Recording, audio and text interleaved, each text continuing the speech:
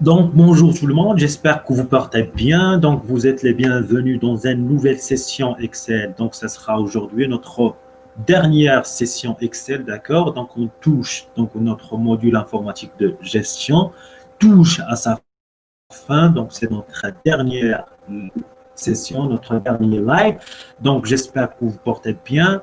Donc, aujourd'hui, qu'est-ce qu'on va essayer de faire? On va essayer de compléter ou bien de continuer vers notre dernière leçon Excel. C'est la leçon qui porte sur la production des graphes sur Excel, d'accord? Donc, qu'est-ce qu'on va essayer de faire dans cette session-là? Donc, on va essayer d'expliquer comment produire des graphes sur Excel, d'accord, en premier lieu. En deuxième lieu, on va essayer d'expliquer comment transformer un tableau de données ou bien une partie de notre tableau de données en graphe, d'accord? Aussi, on va essayer d'expliquer les différents types de graphes sur Excel.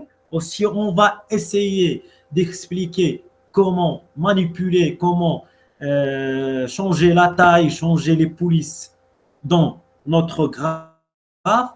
Et en dernier temps, on va essayer d'expliquer et de pratiquer comment manipuler et déplacer un graphe. Très bien.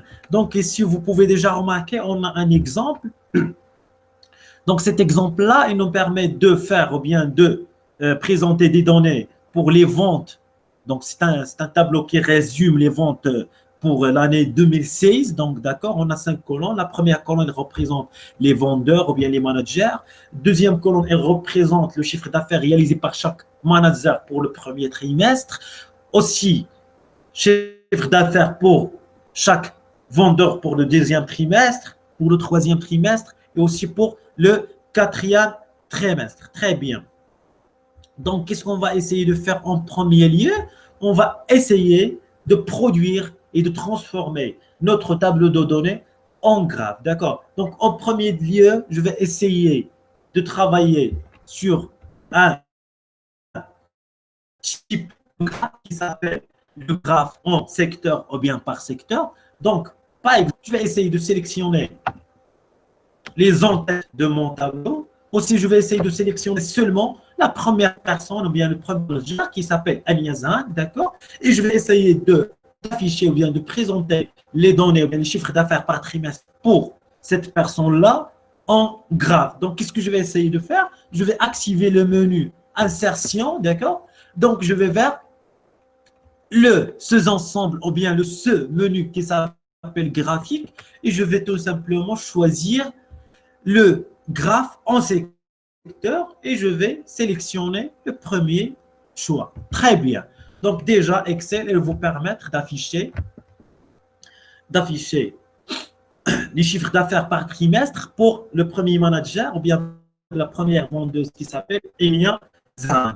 Donc vous pouvez déjà remarquer qu'on a chaque trimestre, il est représenté par une couleur. Donc, quarter one est représenté par la couleur bleue. Le deuxième trimestre, il est représenté par la couleur orange. Le troisième par la couleur grise. Et la troisième trimestre, ou bien le troisième trimestre, elle est représentée par la couleur jaune. Très bien. Donc, qu'est-ce qu'on va essayer de faire aussi? Donc, par exemple, je vais essayer cette fois-ci de changer les données ici et de représenter, par exemple, tous les managers ou bien tous mes vendeurs. Aussi, je vais essayer de sélectionner le premier trimestre. C'est-à-dire, qu'est-ce que je vais essayer de faire? Je vais présenter dans mon graphe le manager ou bien les managers et leur chiffre d'affaires par trimestre, c'est-à-dire par le premier trimestre. Je vais toujours vers le menu insertion, d'accord? Et je vais choisir toujours le menu ou bien le type de graphe, secteur, et je sélectionne. Et voilà, donc vous pouvez déjà remarquer, on a ce deuxième graphe. Donc vous pouvez déjà remarquer, on a ici dans la légende les vendeurs. Chaque vendeur est là une couleur différente, spécifique, d'accord? Et chaque couleur ou bien chaque vendeur est là un chiffre d'affaires ou bien une partie de notre secteur qui représente son pourcentage de l'ensemble du chiffre d'affaires pour tous les managers. Très bien. Maintenant, qu'est-ce que je vais essayer de faire? Je vais essayer, par exemple, de sélectionner mon graphe, d'accord? Et ici, à gauche, vous pouvez déjà remarquer que Excel, il vous présente, ou bien il vous informe sur les colonnes, ou bien le nombre des cellules qui sont représentées dans votre graphe. Donc ici, Excel, il a entouré, il a sélectionné la première colonne qui est les managers.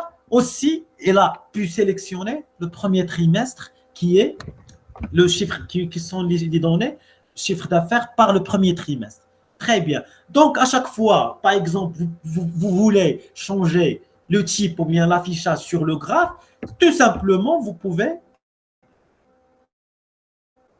manipuler ici, par exemple, vous donnez, par exemple, je vais aussi sélectionner seulement les 2 trimestres pour Aniazang. D'accord? Donc, voilà, Aniazang, ce sont les 2 premiers trimestres, ou bien je vais manipuler vers le premier trimestre, etc., etc. Je vais par exemple resélectionner les 4 trimestres, etc. Très bien. Donc, qu'est-ce que je vais essayer de faire cette fois-ci? Je vais essayer d'afficher tous les managers, d'accord, avec leur chiffre d'affaires réalisé pour le premier trimestre, et je vais essayer d'ajouter aussi le deuxième trimestre. C'est-à-dire, j'ai sélectionné, ou bien je vais sélectionner 3 colonnes. La première colonne qui est les managers. Aussi, je vais ajouter le premier trimestre et le chiffre d'affaires réalisé pour le deuxième trimestre. Je vais vers toujours insertion et je vais choisir toujours de afficher ou bien d'afficher mes données dans un graphe en secteur. Très bien. Donc, vous pouvez déjà remarquer. Donc, voilà. Donc, qu'est-ce qu'on va remarquer? On remarque que Excel, il n'a pas affiché le deuxième trimestre, donc il a affiché seulement le premier trimestre. Pourquoi? Tout simplement parce que le type de graphe en secteur, il vous permet seulement d'afficher les données ou bien une seule série de données. C'est-à-dire, il faut afficher 2 axes ou bien 2 dimensions de données. Soit je vais choisir l'acte manager, en plus, je vais choisir le premier trimestre, ou bien je vais sélectionner les managers à côté les deuxièmes trimestres, ou bien les managers avec les troisièmes trimestres, ou bien les managers avec les quatrièmes trimestres. Donc, par exemple, chez moi, je veux, par exemple, afficher le deuxième trimestre. Donc, qu'est-ce que je vais essayer de faire? Donc, je vais seulement sélectionner la première colonne qui représente les noms des managers. Je clique sur contrôle et je resélectionne par exemple le deuxième trimestre, d'accord? Et je vais vers insertion et je choisis d'afficher les managers et d'afficher aussi le deuxième trimestre. Donc, à chaque fois, on veut changer le trimestre, donc il faut avoir un autre graphe, c'est-à-dire le premier graphe qui va présenter pour le premier trimestre, pour le deuxième trimestre, etc., etc. Très bien. Donc, un autre type de graphe, c'est le deuxième type qu'on va expliquer, c'est le type qui va vous permettre, cette fois-ci, il va vous permettre d'afficher plusieurs axes et plusieurs dimensions en même temps. Donc, qu'est-ce que je vais essayer de faire? Je vais essayer de sélectionner tout le tableau avec les 5 dimensions, bien les 5 colonnes. Je vais toujours vers insertion, d'accord? Et je vais cette fois-ci choisir le deuxième type de graphe qui est le graphe en barre. Très bien. Donc, je choisis par exemple le premier choix, d'accord? Donc, déjà, vous pouvez remarquer, on a un graphe, d'accord, qui représente 5 ou bien 4 dimensions. Donc, il représente les noms des vendeurs, il représente les 4 trimestres et il représente les chiffres d'affaires pour chaque vendeur. On a aussi un type de graphe qui s'appelle le graphe en ligne, d'accord? Donc, je vais changer par exemple vers une autre feuille qui s'appelle monthly sales, c'est-à-dire les ventes par mois, très bien. Donc, vous pouvez déjà remarquer, on a un tableau avec plusieurs mois et plusieurs dates et plusieurs chiffres d'affaires. Il est un petit peu difficile à lire, c'est-à-dire il ne vous permettra pas de bien lire les données, de bien faire la différence entre chaque mois, entre chaque chiffre d'affaires, qui est le mois qui a réalisé le plus chiffre d'affaires, le mois chiffre d'affaires. Donc, cette fois-ci qu'on va essayer de faire, c'est le rôle de représenter les données en graphe. Donc, je vais vers le menu insertion. Cette fois-ci, je vais choisir d'intégrer ou bien de présenter, d'afficher mes données en ligne. Très bien. Donc, je choisis ce choix-là. Donc, vous pouvez déjà remarquer, on a représenté nos données, d'accord, à gauche, en graphe, en ligne. Donc, ce graphe-là, il vous permet tout simplement de faire la comparaison entre chaque date, d'accord. Déjà, on peut réaliser, ou bien on peut constater que octobre 14, c'est-à-dire le 14 octobre, c'est la date qui a réalisé le chiffre d'affaires le plus élevé. Très bien. Donc, on a vu jusqu'à maintenant trois types de graphes. Donc, le graphe en secteur, le graphe en barre et le graphe en ligne. Donc, on a déjà expliqué quelques limites ou bien quelques désavantages pour le graphe en secteur. Donc, le graphe en secteur, tout simplement, il ne vous permet pas d'afficher ou bien de représenter toutes les dimensions ou bien tous les axes de vos tableaux de données sur le graphe. D'accord? Donc, la solution, c'est de compter sur l'autre type de graphe qui est le graphe de barre qui vous permettre tout simplement d'afficher tous les tableaux, toutes les dimensions et bien tous les axes sur le graphe et de ne se limiter pas sur deux ou bien des données, une partie limitée de vos tableaux. Très bien. Donc déjà, on a pu expliquer les trois types de graphes, c'est pas mal. Donc c'est déjà pas mal. Donc qu'est-ce qu'on va essayer de faire en deuxième lieu?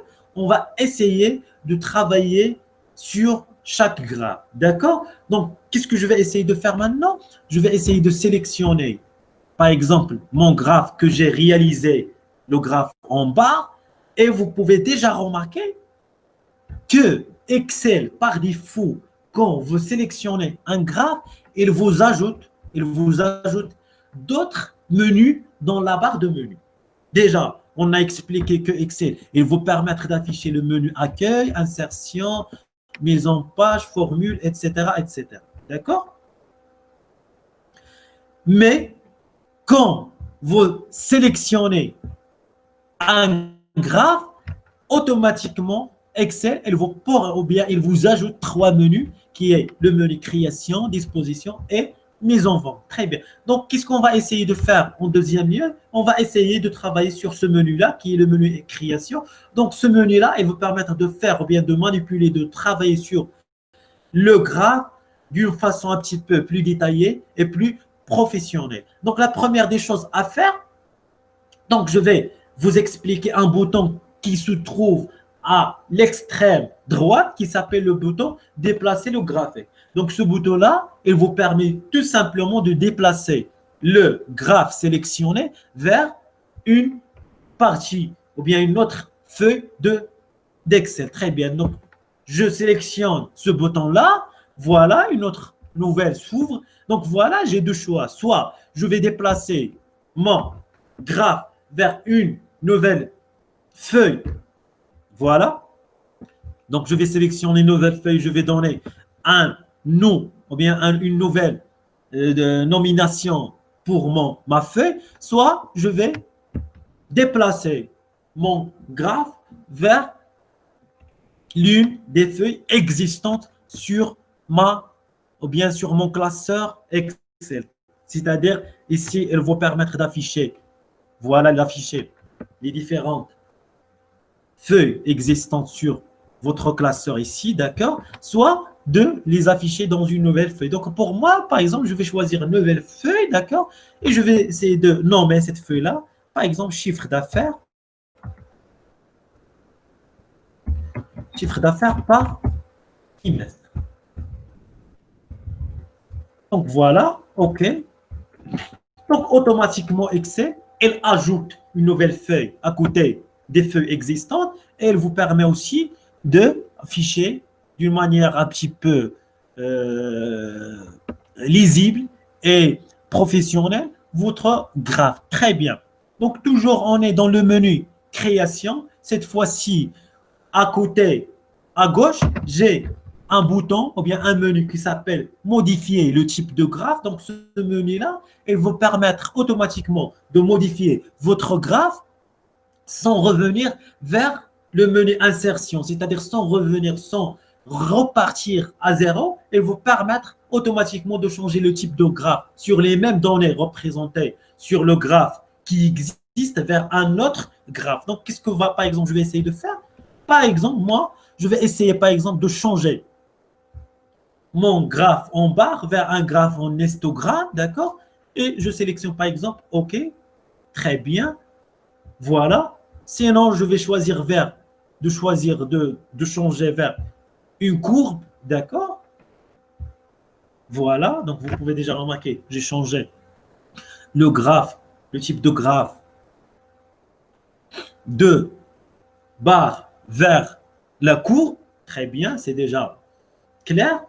Aussi, à côté, vous avez un bouton qui s'appelle enregistrer comme modèle, c'est-à-dire ce bouton-là, il vous permet de garder ce mode de graphe-là comme un modèle, c'est-à-dire de l'enregistrer sur Excel, de le garder, et à chaque fois, vous avez besoin de faire le même modèle, vous avez déjà gardé ce modèle-là, donc il suffit seulement d'aller vers ce bouton-là, d'accord, et de le trouver. Très bien. Aussi, vous pouvez déjà remarquer, on a un menu qui s'appelle style graphique. Très bien. Donc, ce menu-là, il vous permet tout simplement de changer les couleurs et le style de votre graphe. Donc, vous pouvez déjà ouvrir tous les styles. On peut, par exemple, choisir une arrière-plan noir, par exemple. Donc, voilà. Voilà une arrière-plan noir. Et par exemple, je vais choisir une arrière-plan noir. À côté, je vais choisir des couleurs différentes. Très bien. Donc voilà, c'est déjà un petit peu clair et il nous donne une visibilité sur les données et sur les réalisations de chaque trimestre et de chaque vendeur. Très bien. Donc un autre menu qui s'appelle disposition du graphe. Donc ce menu-là, il va vous permettre de changer la disposition de votre graphe, par exemple d'ajouter des étiquettes pour chaque courbe, d'ajouter deux titres, d'ajouter d'autres choses. Mais on va essayer de travailler sur ça en détail dans un autre menu, d'accord, qui s'appelle le menu disposition. Très bien. Donc, pour le menu création, c'est tout. Donc, je pense qu'on est déjà clair. Donc, je vais passer vers le menu disposition. Très bien. Donc, c'est un menu un petit peu très important. Il vous donne la possibilité d'ajouter des éléments à votre graphe ou bien de supprimer des éléments de votre graphe. La première des choses à faire, c'est de travailler sur les étiquettes. Donc, c'est un menu un petit peu très essentiel. Donc, le premier bouton, ou bien le premier élément à faire, c'est d'ajouter par exemple un titre à votre graphe. Donc, voilà. Donc, je sélectionne le menu titre. J'ai la possibilité de choisir entre aucun titre, d'afficher mon titre supposé, ou bien superposé son trait, ou bien au-dessus du graphe. Très bien. Donc, moi, je vais choisir au-dessus du graphe. Donc, vous pouvez déjà remarquer Excel de vous permettre d'ajouter ce titre. Donc, vous pouvez double-cliquer sur la partie titre graphique et vous avez ajouté le titre convenant de votre graphe. Donc, qu'est-ce que je vais ajouter par exemple? Moi, je vais ajouter chiffre d'affaires, par exemple, par exemple, par vendeur pendant l'année 2016. Très bien. Donc, ça sera un titre clair, aussi un titre qui donne une lisibilité sur les données qui se trouvent au milieu de votre graphe. Très bien. Donc, on a aussi un autre bouton qui s'appelle titre des axes.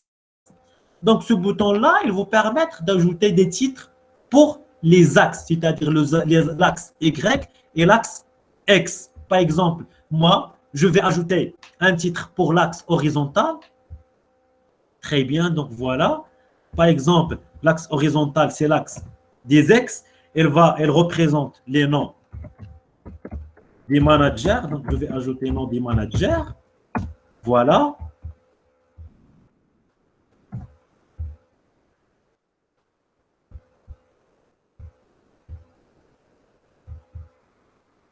Donc, je vais ajouter nom des managers.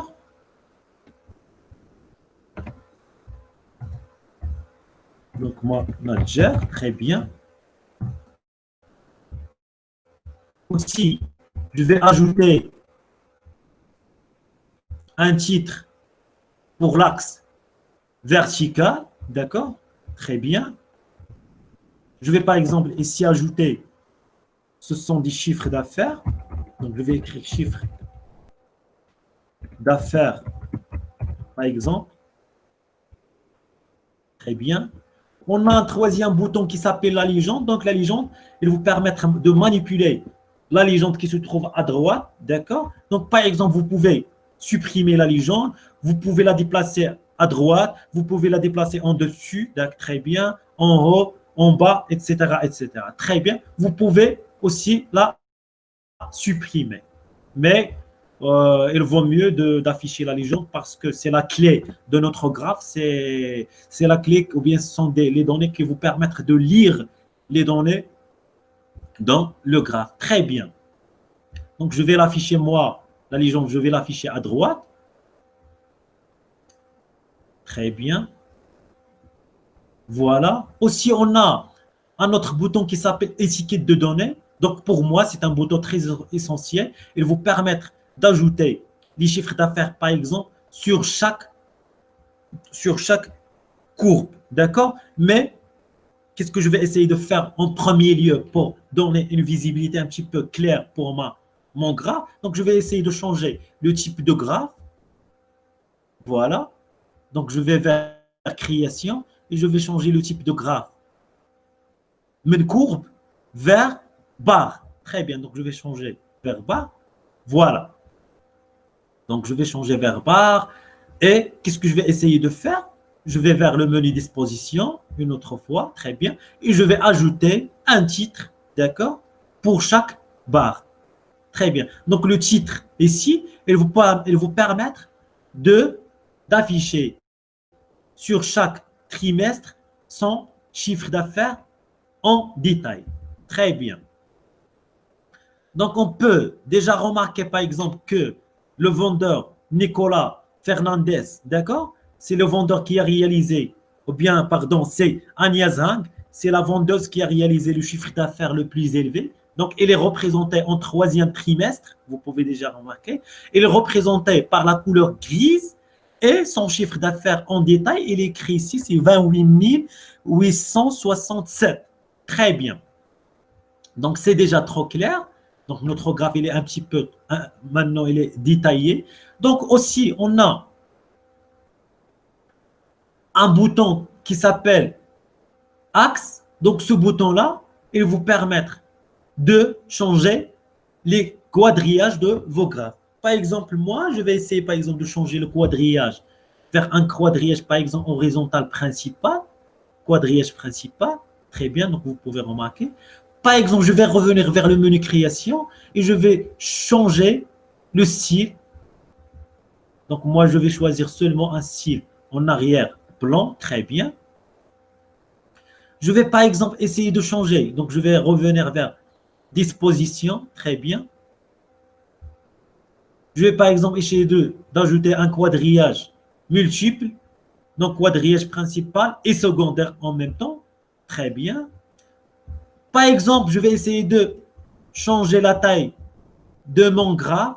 Donc, je sélectionne mon graphe, par exemple, et je vais déplacer la souris vers le coin et je vais, par exemple, essayer de déplacer ou bien d'agrandir mon graphe. Très bien.